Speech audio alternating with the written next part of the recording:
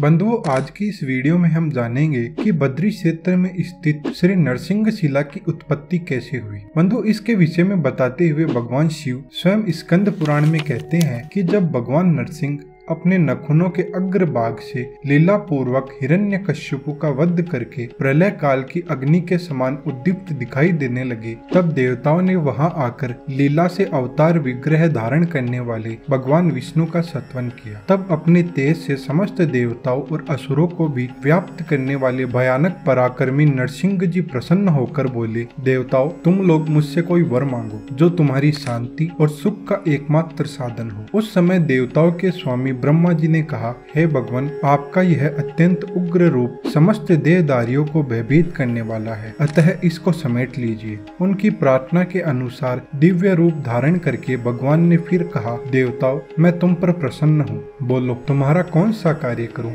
तब देवता बोले, हमारा अभिष्ट वर यही है कि आप मन को प्रसन्न करने वाले परम शांत चतुर्भुज रूप में ही हमें दर्शन दिया करें। तब भगवान उन्हें दिव्य दृष्टि से देखकर बद्रिका क्षेत्र को चले गए। तदंतर देवताओं का भय शांत हो गया और उन्होंने जल के मध्य में विराजमान भगवान विष्णु का दर्शन, नमस्कार और परिक्रमा करके उन्हीं में अपना मन लगाकर अपने अपने लोक को प्रस्थान किया। तत्पश्चात भक्ति बाढ़ से नम्र तपस्वी ऋषि वहां आए और अत्यंत अद्भुत पराक्रम वाले भगवान नरसिंह का दर्शन करके उनकी स्तुति करने लगे और कहने लगे, हे संपूर्ण विश्व के स्वामी जगदीश्वर, आपको नमस्कार है। विश्व को अभय प्रदान करने वाले विश्व मूर्ते, आप कृपा के समुद्र हैं। आपके चरण कमल सेवन करने योग्य तीर्थ रूप है। हे लक्ष्मीपते, हम पर दया कीजिए। भक्ति इच्छा के अनुसार विचित्र शरीर धारण करने वाले विश्वमुख विश्व भावन, आप प्रसन्न हुए। तब भगवान नरसिंह ने प्रसन्न होकर ऋषियों से कहा, वर मांगो।